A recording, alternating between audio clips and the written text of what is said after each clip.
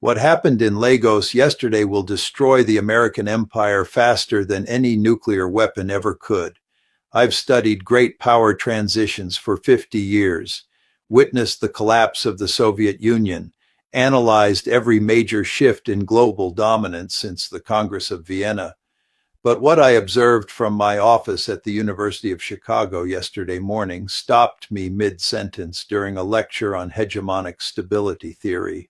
My phone buzzed with a breaking news alert that made every theoretical framework I've spent decades building suddenly, terrifyingly real.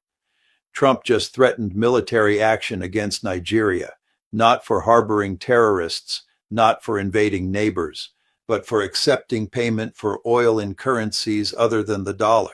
Let me be clear about what this means. For the first time in modern history, the United States has explicitly threatened war to maintain monetary dominance. We've crossed a line that even the most aggressive empires in history hesitated to cross.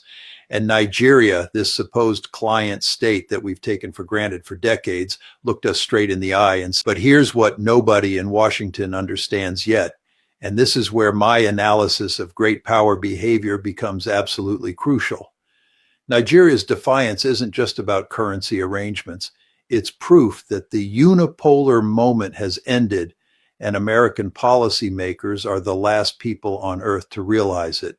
I need to take you back to a conversation I had in 2019 with a senior Pentagon official. We were discussing contingency planning for potential conflicts, and I asked him a simple question. What happens when countries stop needing our permission to trade? His response haunts me now. John, that's not a scenario we planned for. That's not a scenario that can happen. Well, it just happened. And the reaction from Washington proves we never had a plan for this moment. Here's what you need to understand about Nigeria's decision, because the mainstream media is completely missing the strategic implications. This isn't just Africa's most populous nation making an economic choice. This is the domino that starts the entire dollar system collapsing, and I'll explain exactly why. Nigeria sits at the intersection of three critical fault lines in global power. First, it's the gateway to West African markets, representing over 400 million people. Second, it controls some of the world's largest untapped oil reserves at a time when energy security has become paramount for every major power. Third, and this is the part that should terrify Washington strategists, Nigeria has become the testing ground for China's alternative economic model. But there's something else, something I discovered through my contacts in intelligence circles that hasn't been reported anywhere.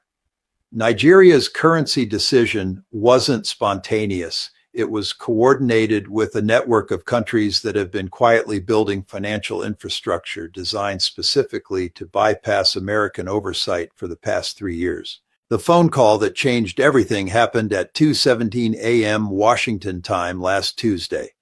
Nigeria's finance minister was on a secure line with counterparts in Brazil, India, and South Africa, finalizing the technical details of what they're calling the Southern Corridor payment system. By the time Trump woke up and started threatening war, the infrastructure to trade without dollars was already operational. I've seen the classified briefings. American intelligence knew this was coming and did nothing to prevent it. Why? Because our entire foreign policy establishment operates on the assumption that economic coercion will always work if we apply enough pressure. They never considered that their targets might simply build alternative systems. This is where understanding great power behavior becomes essential, because what Nigeria did follows a pattern I've observed throughout history. When rising powers challenge established hegemons, the challenge doesn't come through direct military confrontation. It comes through what I call competitive institution building.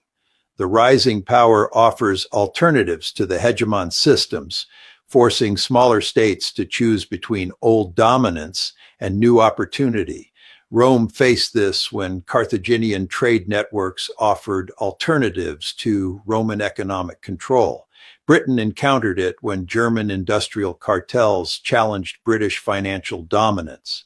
The Soviet Union attempted it with the Comecon system as an alternative to Western capitalism. Nigeria's currency decision represents the first successful challenge to dollar dominance in the post-Cold War era. But unlike previous attempts, this one is working because it's not ideologically driven, it's purely practical. China didn't offer Nigeria a socialist revolution. They offered railways and ports. Russia didn't demand political alignment. They provided energy technology. India didn't require regime change. They shared pharmaceutical expertise. Brazil didn't impose conditional loans. They offered agricultural cooperation. Meanwhile, what did America offer?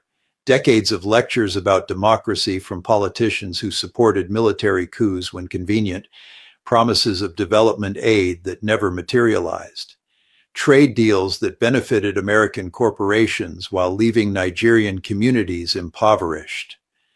The calculation for Nigeria was simple: accept continued subordination to American interests, or build partnerships with powers that respect their sovereignty. They chose sovereignty. Trump's military threats prove that America has run out of non-coercive tools to maintain global dominance. Your only response to economic independence is the threat of violence. You've already lost the legitimacy that makes hegemony sustainable. But here's where the analysis gets really troubling for American strategic planners. Nigeria's successful resistance will inspire similar decisions across the global South. Every threat we make validates their argument that dependence on America carries unacceptable risks. Every escalation drives more countries toward alternative partnerships. I'm watching this pattern accelerate in real time. Brazil and Argentina are expanding local currency trade agreements. Saudi Arabia has begun accepting yuan for oil payments. India and Russia are settling energy transactions without dollars. Malaysia is exploring Islamic finance alternatives to Western banking systems. Each of these decisions further reduces demand for dollars, which undermines the foundation of American economic power. The exorbitant privilege that allows us to print money and have the world accept it as payment depends on mandatory participation. Once participation becomes voluntary, the system unravels quickly. The domestic reaction in Nigeria reveals another dimension of this crisis that American policymakers consistently underestimate. Nigerian civil society has framed their government's decision in explicitly post-colonial terms. University students are celebrating what they call the second independence. Religious leaders are describing it as divine justice for centuries of exploitation. Even Nigerian Americans are expressing pride in their homeland's courage. This isn't just about economics. It's about dignity, respect, and the right to self-determination. America offered Nigeria continued dependence. China offered partnership. Russia offered cooperation. The choice was obvious. The European reaction has been equally telling. Despite pressure from Washington, major European allies have refused to condemn Nigeria's decision. They understand that supporting American economic coercion today could justify similar pressure against their own trade relationships tomorrow. Germany doesn't want to be threatened for accepting rubles. France doesn't want military pressure over yuan trade. Britain doesn't want coercion for diversifying away from dollar dependence. They're hedging their bets, calculating that automatic support for American demands no longer serves their interests. This is what hegemonic decline looks like in practice. Your traditional partners start questioning whether continued alignment is worth the risks. Your threats lose credibility as targets develop alternatives. Your economic leverage disappears as competitors offer better deals. I've been teaching these patterns for decades, but witnessing them in real time is sobering. The post-Cold War assumption that America could dictate terms unilaterally has collided with the reality of a multipolar world where other powers have agency, resources, and alternatives. China's economy now rivals America's in purchasing power parity. India is emerging as a technological superpower. Brazil controls critical agricultural commodities. Nigeria represents Africa's demographic and economic future. These aren't client states anymore. They're independent powers with their own interests and capabilities. American foreign policy hasn't adapted to this new reality. We continue operating as if it's still 1995, demanding structural adjustment while others offer mutual benefit. We impose conditional loans while competitors provide unconditional investment. We threaten sanctions while alternatives offer trade partnerships. The results are predictable if you understand how great powers compete for influence. Countries will choose partnerships that enhance their sovereignty over relationships that diminish it. They'll select economic arrangements that benefit their populations over systems that extract their wealth. Nigeria's decision represents rational adaptation to changing global circumstances. America's threats represent denial of those same circumstances. This disconnect explains why our coercive strategies are failing while Chinese cooperative approaches succeed. The implications extend far beyond Africa or even the global South.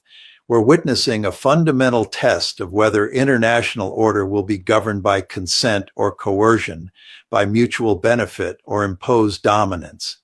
If America can threaten war to enforce currency compliance, what limits exist on great power behavior? If economic sovereignty can be overruled by military threats, what meaning does independence have in the modern world? Nigeria's message to the global community is clear. Sovereignty is not negotiable. Alternatives exist, and the future belongs to those brave enough to claim their independence. The American century is ending not with military defeat, but with economic irrelevance. The dollar's monopoly is finished. Our hegemonic moment is over. The world is becoming more complex, more contested, and more democratic in the sense that more nations now have meaningful choices about their futures. Trump's threats were meant to preserve American dominance. Instead, they've accelerated its decline by revealing our desperation and ultimate powerlessness.